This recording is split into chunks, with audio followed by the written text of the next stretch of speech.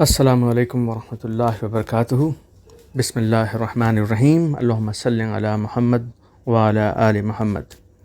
Once again, this year I received requests from some of my family members and friends to simply clarify the relevance or the significance of the celebration of Moharram, because on the social media it's in very dispute. Many alims of many different sects are having many different opinions. So I would like to put forward in very simple way in few minutes in the light of Quran and Hadith. To start with, Bismillahir Rahmanir Rahim. قل لا أسألكم عليه أجرا إلا المودة في القربى. This is Surah 42 and Ayat 23 from Quran.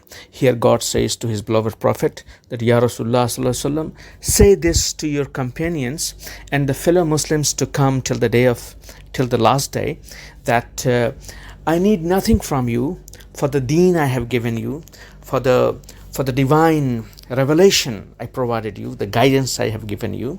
I need nothing from you in return except that you should love and express love for my beloved family members, my qurba. So Ibn Abbas radiallahu ta'ala anhu went to Rasulullah sallam and asked that in this ayah, who are your qurba? Rasulullah sallam said that here Ali, Fatima and their two sons are mentioned. So if you are Muslim and you want to pay back to your Prophet, and you should, because in Quran God demands you to pay back, and that's the only way to pay back. Otherwise you will die as a defaulter in terms of Quran and Hadith, because you took deen from Rasulullah sallam and you paid nothing back to him.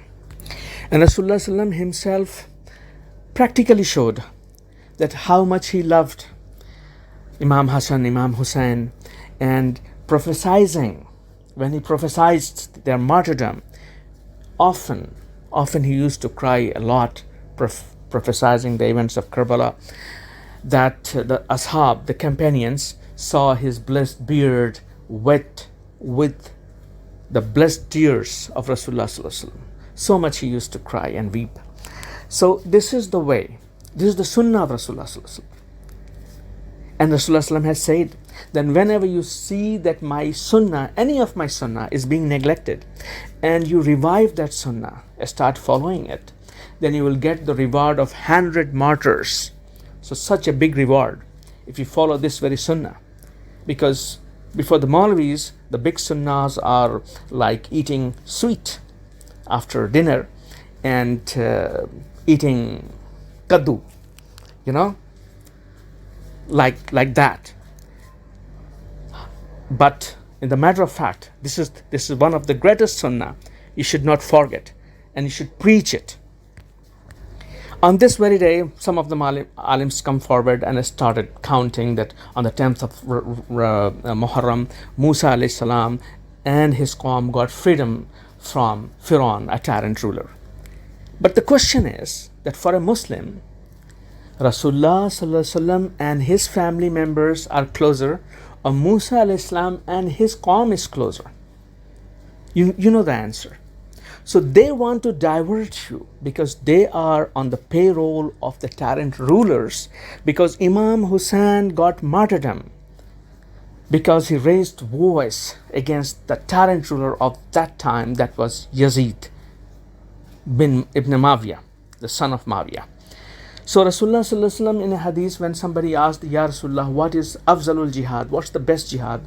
Rasulullah sallallahu alaihi wasallam said, kalmatu haqqin in the sultanin jabir, saying a word of truth before a tyrant ruler is the best jihad. And Hussein alayhi salam and his family members raised voice against a tyrant ruler, Yazid ibn Mawiyah, and they got the prize. They were martyred, thirsty, there was a water embargo on their camp. Finally they burned the camp of the family of the family members of the beloved Prophet. So how tragic this is. And they were, by definition, all those against Imam Hussein were Muslims. The tyrant ruler and the army of the tyrant ruler, they were Muslims according to the definition of Islam. But see what happened, what a tragedy it is. We celebrate different events on different days, like we celebrate Independence Day, this day, that day, Neil Armstrong Day, Father's Day, Mother's Day, you name it. But when it comes to celebrating according to the Sunnah of Rasulullah Sallallahu Alaihi Wasallam, expressing our love for Imam Hassan and Imam Hussein, and remembering the event of Karbala, the atrocities they went through in the way of Allah and His Prophet.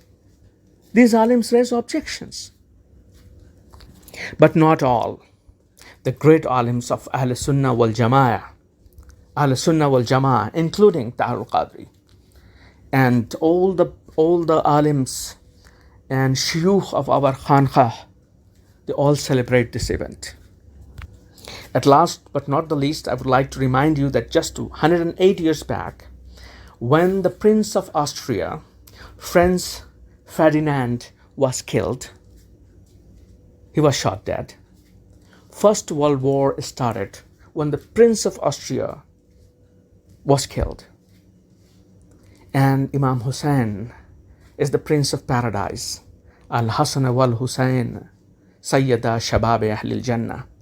Imam Hassan and Imam Hussein are the prince of the youth of paradise, and everybody will be in their youth in the paradise. So they are the they are the prince of all the members of paradise, the dwellers of paradise. So with this relation, you can yourself value the relevance, the significance rather,